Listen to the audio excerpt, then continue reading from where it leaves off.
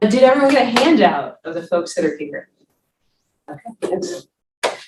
This may be one of the more different talks than what you've seen before you entered the room. I'm gonna close the door if that's all right with y'all. I've been in cybersecurity industry since the mid-1990s, before they called it cybersecurity. And whenever I explained to people what I did for a living, they'd be like, firewall, what's a firewall? I did firewall tech support back for, oh yeah, good, thank you so much. I started out in the industry doing firewall tech support for a company called the A&S Interlock. No one ever heard of them. Because it was a proxy-based firewall before there was something called next-gen firewall. So it was like pre-next-gen. In any case, there was no product marketing team. So the product died. Guess what I do now? Product marketing for Cisco. But I brought to bear all the things I learned as a techie. But why am I talking about hypnotherapy? Why are you saying things like founder, stay tuned, energy healing?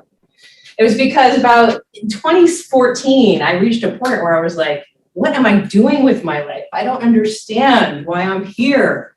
And we'll get into that. So what we're doing here is we're going to talk a little bit about how you can jailbreak your brain. What do we mean by that? So much of our emotional context and how we feel comes from our subconscious. Our conscious brains try to fix problems our subconscious brains have the answer to. And that's difficult, right? Because you can't transcend that easily, transcend that subconscious to conscious mind barrier, but you can with certain techniques, which you're going to learn today. And I handed out to you the folks on the call or virtual. You can always email me and ask me to get a copy of what I've just handed out to everyone here. But it's basically 6 key steps so you can learn how to transcend that gap between your subconscious mind and your conscious mind. Why would you want to do that? To tackle things like anxiety, to do things like build your confidence, even things like stopping smoking or achieving the sort of like physical performance you want to achieve. So all kinds of things you can do. We're going to have a little sampling of what it feels like to be hypnotized. It's fully your consent. If you feel weird about that, you can get up and walk out. We won't be offended. But it'll just give you a chance to see what it feels like to sort of take control over how you want to feel. And you can take that sheet home with you so you can put it in your office. If any point in time you need a break from the day-to-day, you just follow those steps to feel how you want to feel. All right, cool. Any questions before I get started? All right. I usually never like to talk about myself when I present, but I feel like the day of security, it's sort of helpful to share our stories. And so yeah, like I mentioned, I started out as a firewall tech support engineer, not because I studied it in college, but because I really needed health benefits. I had Crohn's disease, and I couldn't get any coverage for my pre-existing condition, even as someone in my late 20s, otherwise healthy. I had a friend who worked at AOL.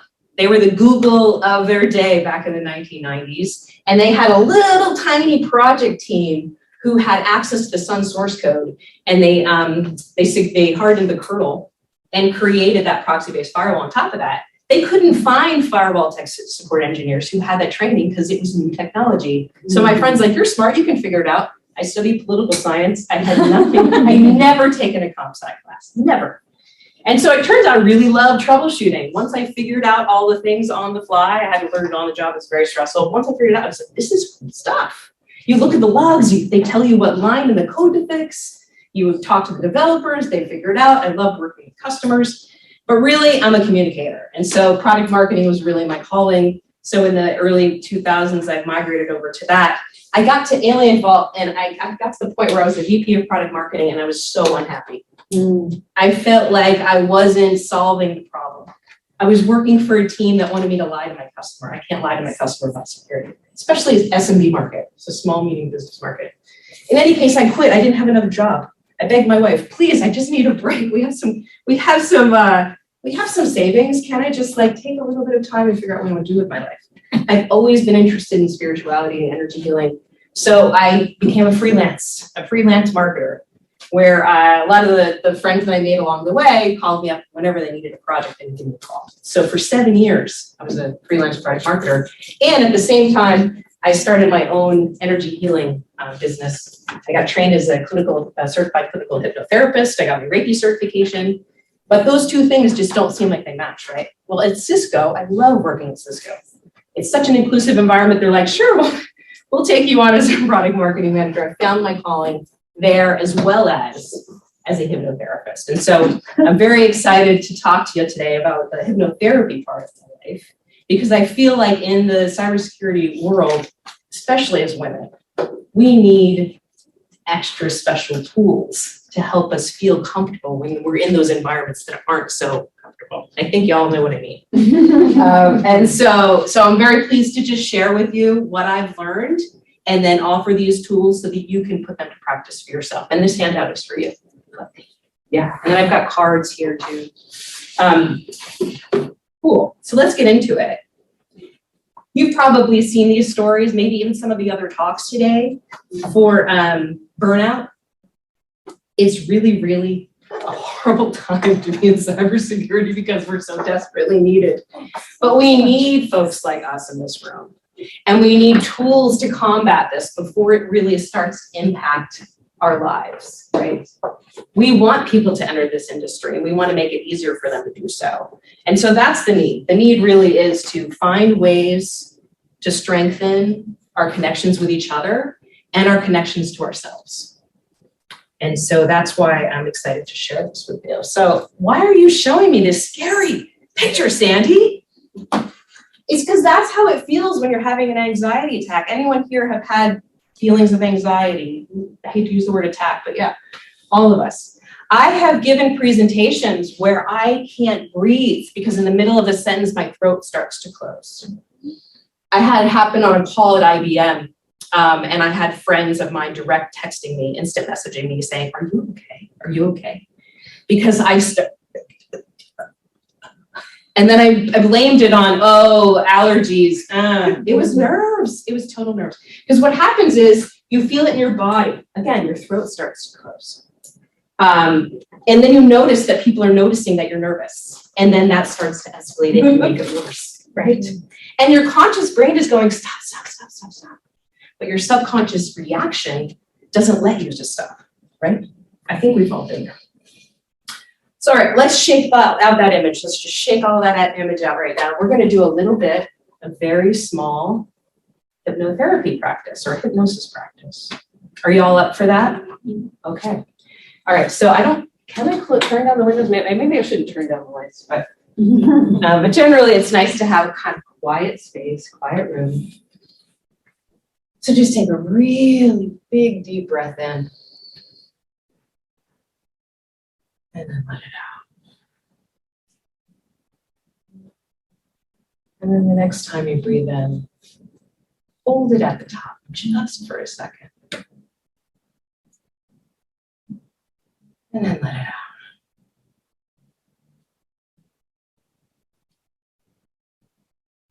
And then try it again. If you want to close your eyes, you can, but you don't have to.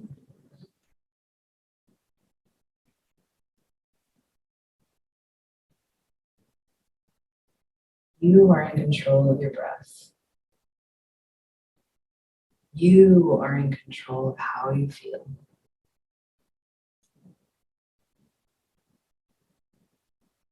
Another deep breath in.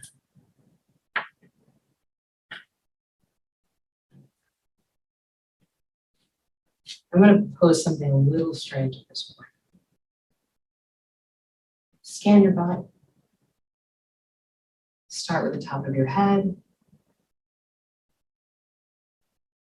And then down your face, your shoulders. Notice anywhere you feel any tension and shake it out. Yeah. Try not to hit your neighbor, but yeah, just shake it out. Breathe into that space. And then move on. Down to your chest, into your belly. And then all the way down to your thighs and your knees. And out to your toes.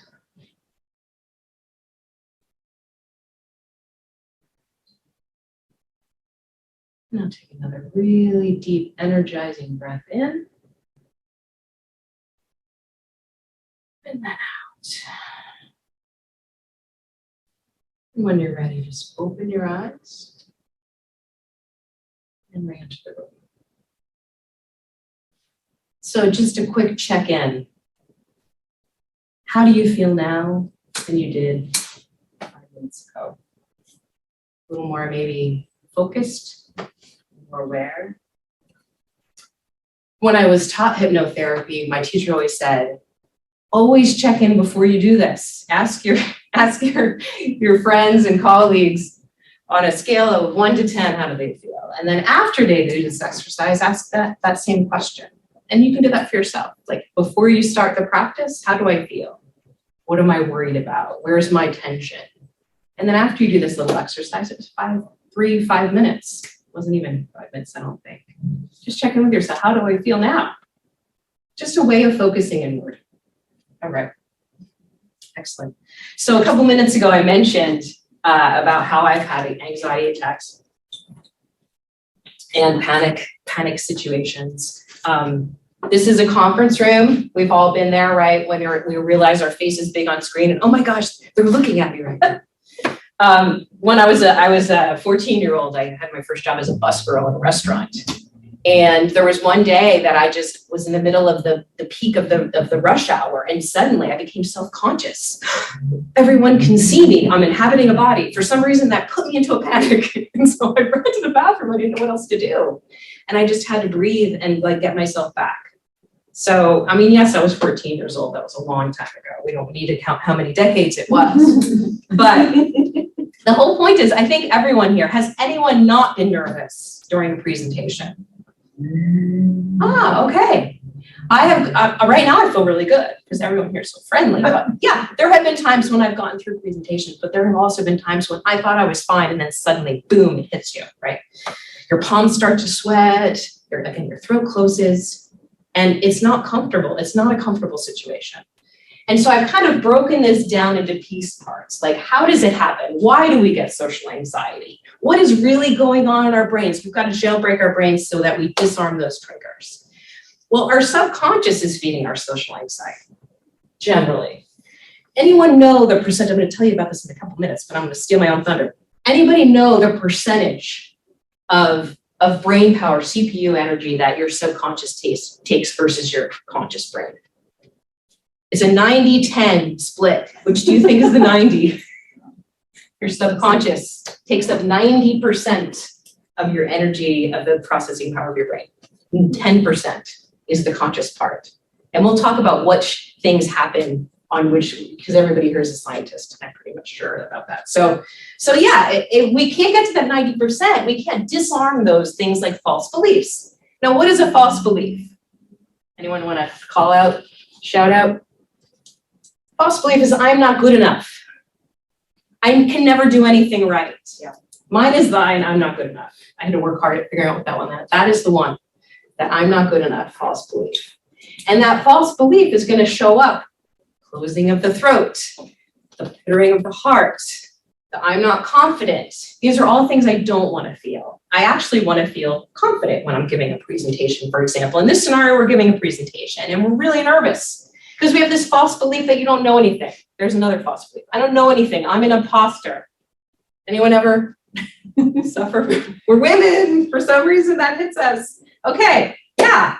And or we perceive that we don't have the experience. Why would anyone want to listen to me after all?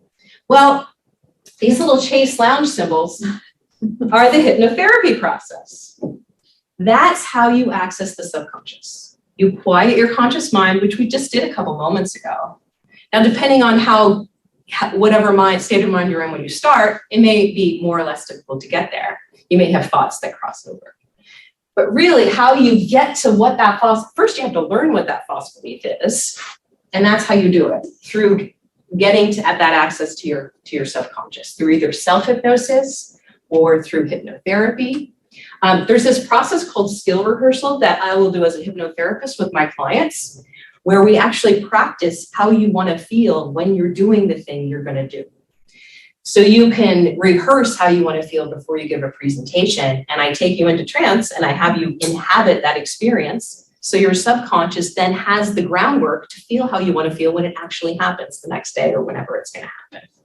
So that's how you access the subconscious, is you quiet your conscious mind and you get access to all those things that you didn't realize you had before. The subconscious speaks not the way our conscious brain speaks. It speaks in metaphor. That's why you dream about things like, I don't know, being on the back of a buffalo or something like that while you're flying with a unicorn. It speaks it speaks in metaphor. It doesn't speak the way we do. So all of those things, we have to get into that frame of mind so that we can then learn what those messages are. And that's how hypnotherapy and hypnosis works. Because we want to get rid of that social anxiety, but first we have to start out with unlearning the false belief and getting to a state of being open, being safe, being curious. All of those will help us disarm those triggers that were causing us those anxieties in the first place. Once you understand that source of your anxiety, then you're in a position to release it. And that's what we do in these processes like skill rehearsal. The goal is improved performance, and the goal is to believe in yourself and feel more confident. And I've seen it happen. I've helped people achieve these goals. And there's nothing like it. It really is amazing to watch someone tap into their own inner resources and their own inner wisdom and their own inner guidance. And there's ways to get there. Absolutely. All right. So that's essentially what it is. It's your self-conscious or subconscious contains all these habits, these false beliefs, these phobias and emotions, but we can't really uncover them until we access that subconscious. And your conscious brain then, helps you your self-expression. But what's so cool about this is that you really start to understand yourself in ways you never understood before. Because if 90% of your brain and all that processing power is in your subconscious, but you can't access it on a daily waking basis, you're missing out on all this richness of who you are really inside. All right. Questions? Who helped you? How did you change? Oh, yeah. So I went to a school called HCH Institute in Lafayette, near Orinda, just through the Calicut Tunnel. And there's a program there where you can get your certification in hypnotherapy. And then I took an internship where I actually ended up, it's a low fee clinic. So you can call for $40 an hour, or $40 an hour, you get a session with someone like me, an intern who's been trained in the process. And anything like I've helped clients with weight control, I've helped them with past life regression, I've helped them with anxiety, and it's been tremendous. Yeah. So it was about a 3-month course every weekend. And then the internship was 6 months. So you learn first and then we practice as part of our learning, we practice with each other. So we'll learn a technique and then we'll be the student and we'll be the client. And so we'll switch off. It's really, really pretty cool. So the difference between self-hypnosis and hypnotherapy is that you're doing it on your own, but you're getting to the same results. A hypnotherapy session is where I would guide you, ask you questions when you're in that, get you to that state, and then ask you questions to help you guide you to where you want to achieve, what is holding you back, that sort of thing. So yeah. My symptoms are different from yours. I don't have so what are some of yours? Mine is like grinding all day long. Yours is big attack. I don't have big attack. It's like a low level that's ever present. And it would be, I feel hungry all day. So that's scary. But I never had like a hot pound. Well, maybe I have done something stupid. Oh, I'm so embarrassed. Right. But, I never did a real presentation. I was an MC for talks and introducing speaker, and then all of a sudden I went blank. I have gone blank also. I've gone blank in an interview where when I'm talking to someone, I say someone's name, and in the middle of me telling them I forget who their name is, and they have to prompt me. I still have a job somehow. Yeah, and I am not shy. I'm not introvert. I'm extrovert. Isn't that interesting? So I shouldn't be, but I can pretend to be confident Oh, that's most of the good. time. So yeah, Yeah. that kind of calms me down. Oh, that's good. Yeah. So what are so that calms you down? Noticing that you feel confident, or that you're showing that you're expressing your confidence helps to calm you down. And you also I stay still. I just stay still and lower my tone of voice like a man. Oh, So yeah. that makes people think I'm calm. If I talk like this, then I'll be really nervous. Oh, that's interesting. Yeah, that is interesting. Anybody else have tools or techniques you use to kind of help you? Yeah. I do Wonder Woman pose. Oh my gosh, that's so great. I do that all the time. Superhero pose. Yeah, before an important Yeah. call or something like that, sometimes I'll stand up in my home office. And sometimes when that doesn't work, I do the full, the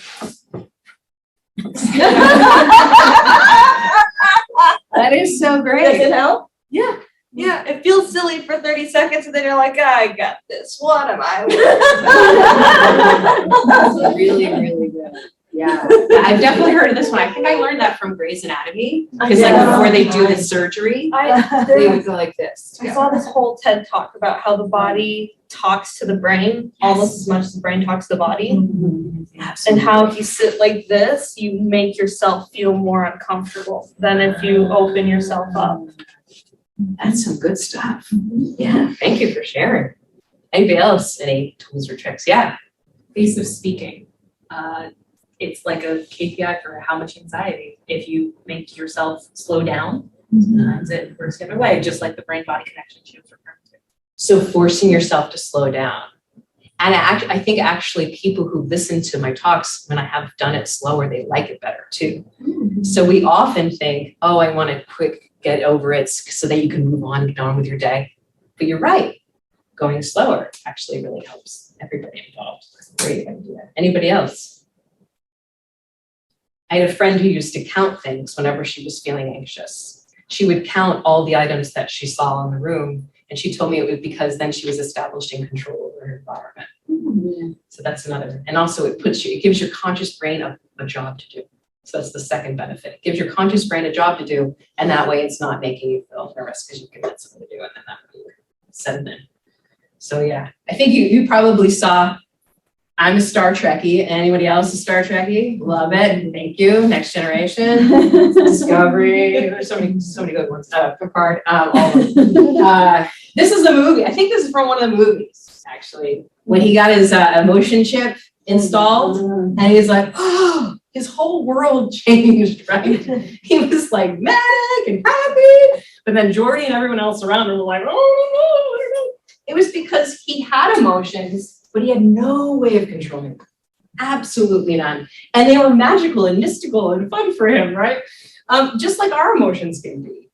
But until and unless you have tools of being aware of what you're feeling, being able to express them, and then also know what to do about them, it can be really overwhelming, even if you're not data. But it isn't something to be afraid of. Because with more information, you can then understand yourself better and not let your emotions get the better of you. You can be in control of your emotions rather than controlling you. That's the goal. So yeah, the conscious mind, which we inhabit most of our waking moments, the conscious mind is driving the bus. But these are the things it does. It analyzes, it thinks and plans, and it does short-term memory. Okay, well, what else is there? Isn't that all there is? Well, no, actually, there's quite a bit more. Our conscious brain, 90% of our brain computing power is taken up by long-term memory, emotions and feelings, habits, relationship patterns, addictions, involuntary bodily functions, like you were mentioning. Your body is actually much more in control than we realize. Our creativity, probably most people recognize that being in the subconscious. Our dreams, obviously, spiritual connection and intuition, all of those things. The developmental stages is fascinating because we do things like age regression in hypnotherapy, where we can take you and identify when a particular habit was formed, when a particular belief pattern was established, and we can take you right when the moment and understand how it happened, why it happened, so you can disarm it and heal, which is pretty amazing. Any questions about any of that stuff? All right. But you're absolutely right about the body. I didn't know that, by the way, about how the fact that just sitting a certain way or being a certain way will affect your brain also. Makes sense. All right, so today we're focused on the blue. Self-hypnosis, we're gonna do a guided meditation in just a couple minutes. And that will be a little bit more in depth, and it will mirror kind of what I do one-on-one with my hypnotherapy clients. And the other tools are really cool. We don't have time to go through, but Reiki. Anybody here have a Reiki session? All right. So anyone familiar with what Reiki is? It's a Japanese healing practice. It's hundreds of years old, and it essentially is the art of healing touch. And so a client will lie fully clothed on a table, and I will put my hands in different places and focus my energy and my thought on becoming a channel of divine source energy. I've been attuned by my Reiki teacher, same person who taught me hypnotherapy. And after you're done that session, like usually it's about an hour session, people tell me most of the time, 80% of the time they fall asleep and they wake up feeling rejuvenated. Folks have told me it felt like having a massage, even though I'm not manipulating, I'm just holding my hands over certain parts of their body. They're actually chakras, 7 chakras. A friend of mine actually had a problem with her hand, and we were in a meeting. It was in my hypnotherapy class, and so she had like pulled a muscle in her thumb or something, and so I just sat and held her hand and put Reiki energy on it the whole time. We actually saw the swelling actually went down. So it's pretty amazing stuff. It downregulates your nervous system so that you can, and I actually did some volunteer work at the Women's Cancer Center in Berkeley. Also, cancer patients really respond very favorably to Reiki healing energy. So I highly recommend it. Sound healing, I'm a musician. I also have crystal bowls at home and hand drums that I use with clients. Sound healing is really, really excellent. It's healing and calming influence. I also have some music on my website that I've created with crystal bowls, so in case you'd like to check it out. And then the other one is EFT. Anybody hear of EFT, emotional freedom tapping? You're technical. But I don't really know what it is. Yeah, exactly. That's cool. So yeah, it's a series of tapping on meridian points on your body as you say certain affirmations, and it helps you flush. I've hacked, it's hard to believe, but I sometimes suffer from migraines, and right before I get the migraine, I start to lose my vision. You get to like the little pixelated things, and I started getting that. I started doing the EFT tapping and the different meridians. I was able to chase it away. It was unbelievable to me. Because of anxiety? No, it was a physical condition. So Reiki can help with phobias. If you do a YouTube of EFT videos, you can see people actually combat phobias. Like there was a woman who had a spider. She was terrified, even a picture of a spider. Doing a few rounds with EFT, with a mediator, with a healer, she was able to have that spider walking over. Will be fine by the end of it. It's amazing. Yeah, so yeah, right. So EFT can help with more than just mental or emotional or spiritual things, but also help with physical. I tried it to get rid of menstrual cramps with it once, did not work at all. Did not work at all. But for other things, absolutely. When I've been standing in line sometimes and feeling a little anxious, and I'll do that.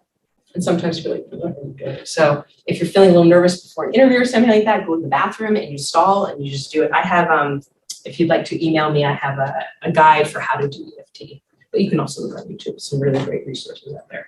Are these also acupressure points? Yes, the meridians are on the different acupressure points. And I have a chart actually at the end of these slides that has the map of where you tap. Are they on the internet? I can use it. Yeah, sure, absolutely. Cool. So we're going to do a guided meditation in a little bit.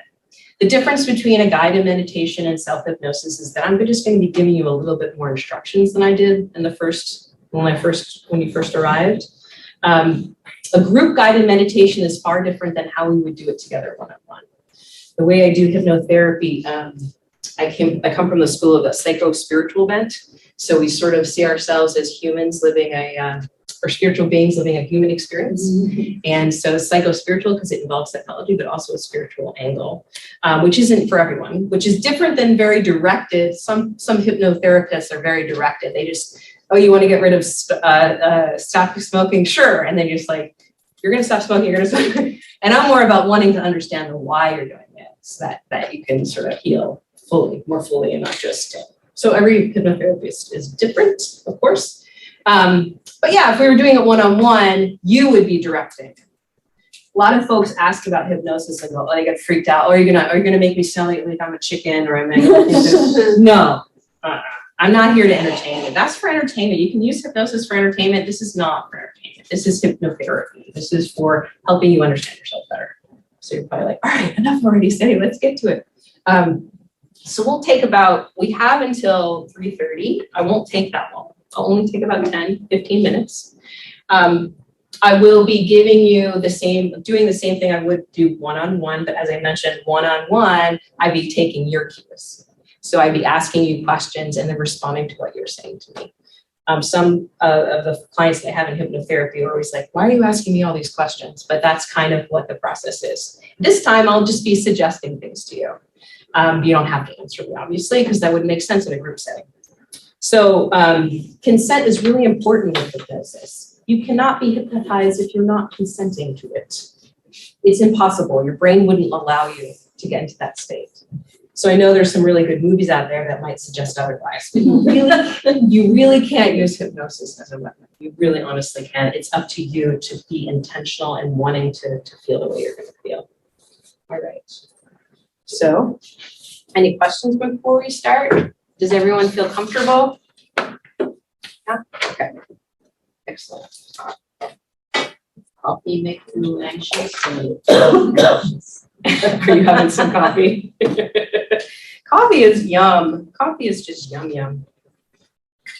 All right, so just settle in your chair. If you want, you can stretch if you like. It helps if your feet are fully on the ground. But just remind yourself your chair is fully supporting you. And it's your choice to be here in this moment. And take in a nice big breath and let it out.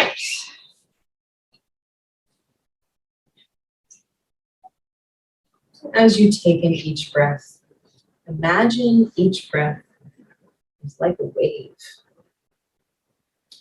The water builds into it slowly. That wave, as it comes closer to the shoreline, crashes. Slowly pulls back, ebbs back into the ocean. Process starts all over again. Just like your breath. Move in. Pause at the top.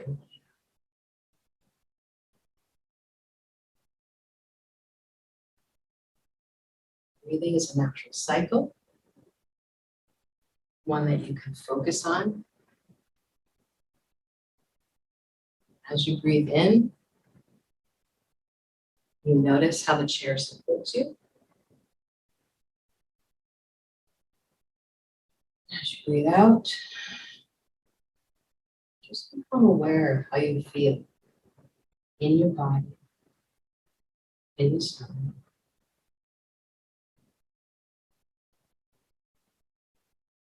Imagine breathing in your favorite color.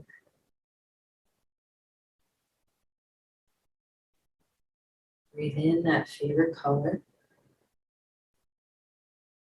And as it enters in your body, immediately relax. Each breath in brings in more of that favorite color. Imagine lightening up each one of your cells with that color.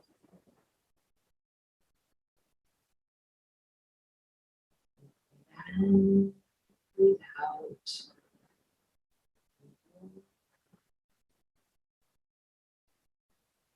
Each cell vibrates to the same color. Helping you deeply relax and focus on your experience.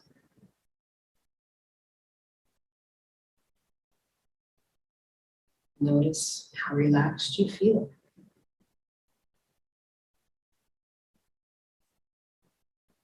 Focus on your breath. Imagine that soothing color, your favorite color. Let it change and morph in any way it needs to. As it mingles with each cell in your body.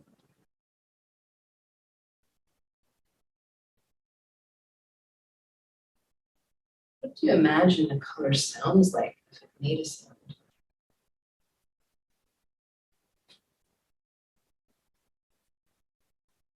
Does it have a shape or a texture?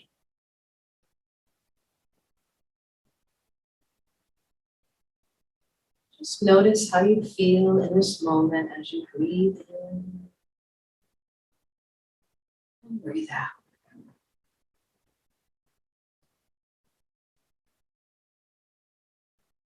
Thoughts may drift. That's okay.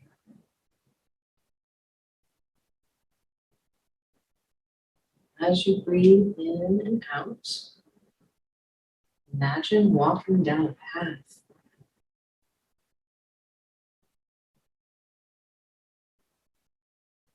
Notice the texture of the path underneath your feet.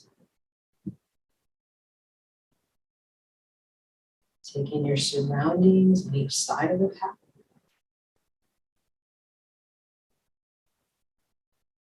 And as you walk, I will count from 1 to 5. When I arrive at 5, you'll be in your sacred space, where you can connect with your own deep inner knowing. And ask any questions you seek insight. Begin counting now. 1. Breathing deeply in. 2. Very relaxed. 3. Notice the sights and sounds around you.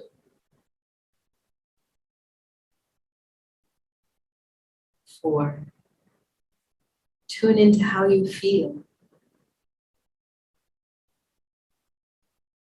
And 5. You've arrived in your sacred space.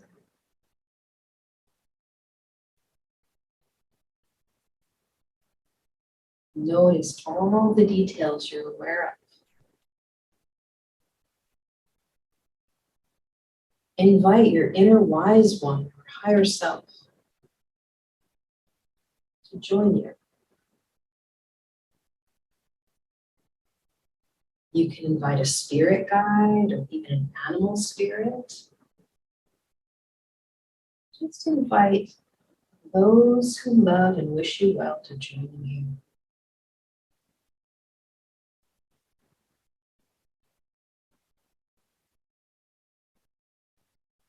Pay attention to how you feel. You're in a sacred space and connected to the deepest, wisest aspects of yourself.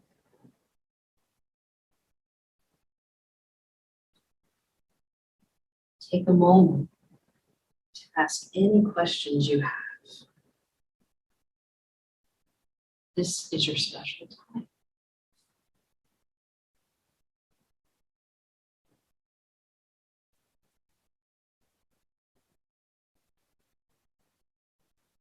Focus on your breath. Tune in. Take in the messages that come to you.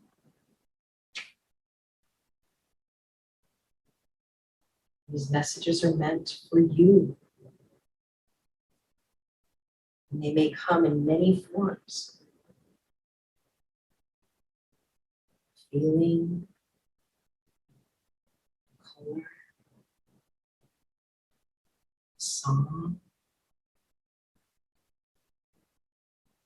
maybe a smell, image, word or phrase. Just be open. Even if nothing happens, it's okay.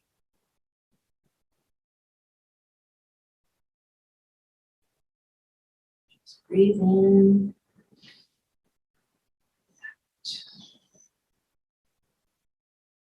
Taking all of it in.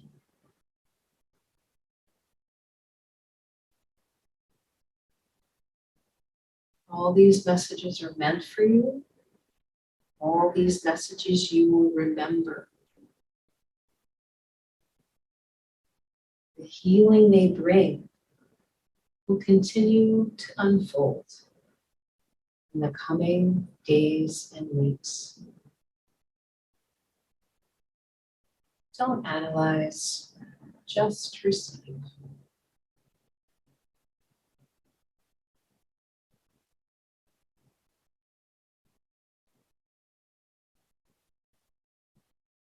Focus on your breath.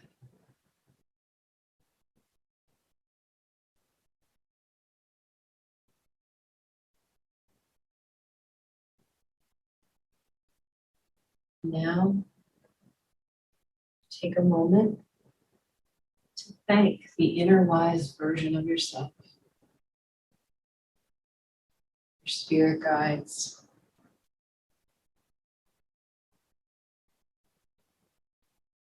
and anyone else who's joined you here. And prepare to walk back on the path that brought you here.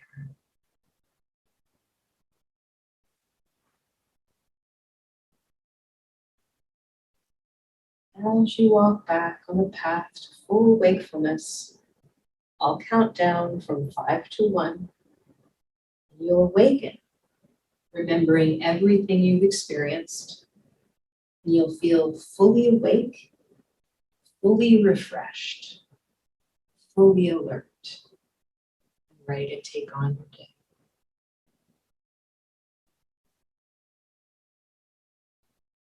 5, walking back.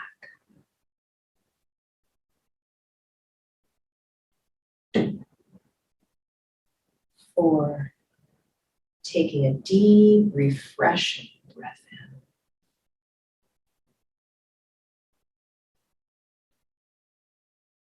3, feeling your feet, wiggling your fingers and toes. 2, becoming aware of the room you're in. Open your eyes at 1, whenever you're ready. You can just return to the room, reacclimate, stretch your arms out. Breath. And at this point, I always love to invite sharing, if you'd like to, or questions, or reactions. Was this anyone's first time with a guided group meditation? Couple people are pretty good at this. Been here before. Excellent. Questions for me? For anybody who's been through this process before, is this similar to what you've experienced? I'd love to have feedback if you want to share later, now, whenever, but I'm always trying to improve. Yeah, question. Well, I'm just wondering, like, is it expected to feel like refreshed afterwards or like sleepy? I try to put in refreshed and alert as words to choose because it's the afternoon and it's Friday and some of us have a long commute. How did you feel? Generally it's I sometimes even say you'll feel how you want to feel because then you can choose what Yeah. you prefer. And I did it today. But. Yeah, I mean, I feel more relaxed, but I think that's like makes me feel a little sleepy in a good way. No, most people will feel sleepy after these things. That's why I try to use like refresh color. But there's also coffee and hopefully that helps too. But you feel just generally more relaxed. Yeah. And did anyone see anything or hear anything or?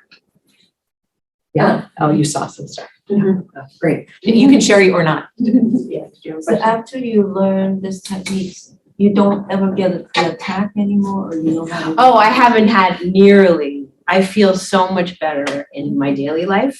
And I truly believe I manifested the perfect job for me with the help of this work.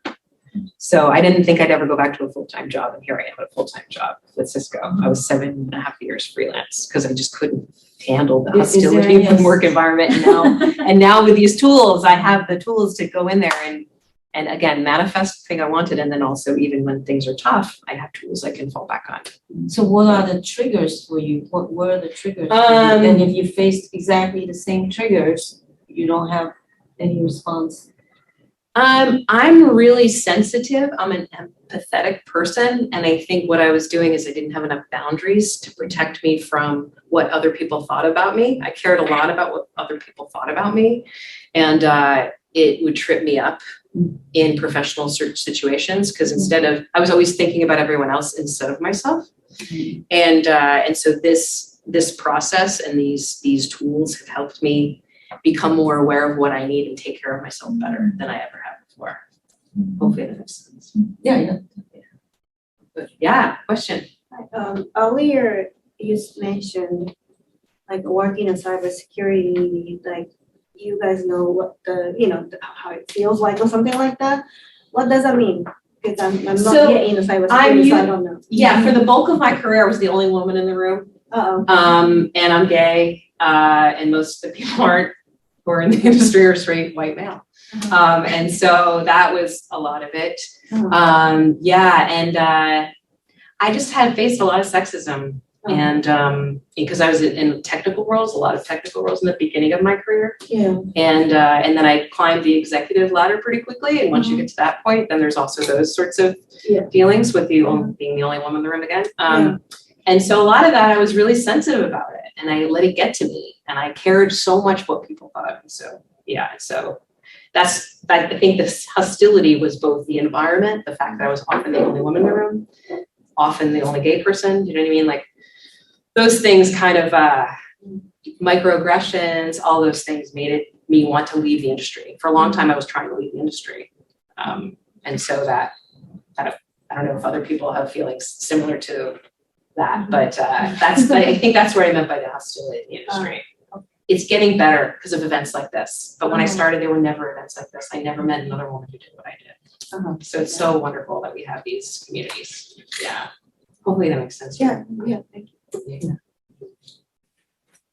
Anybody else want to share or questions? Okay. All right. So this is just the wrap up, what these tools can help you with. I feel like authenticity is my superpower and I was afraid of being truly authentic in spaces, but now that I've got these tools to help me with that, I feel like I can finally show up and bring my whole self to work. Plus working in a place like Cisco is another great thing. Commercial for Cisco. All right. So I have handed out these the handout for the 6 key steps. Feel free to if you want. I have more copies if you want to hand them out to your friends. But you can do what I just showed you. You can do on your own.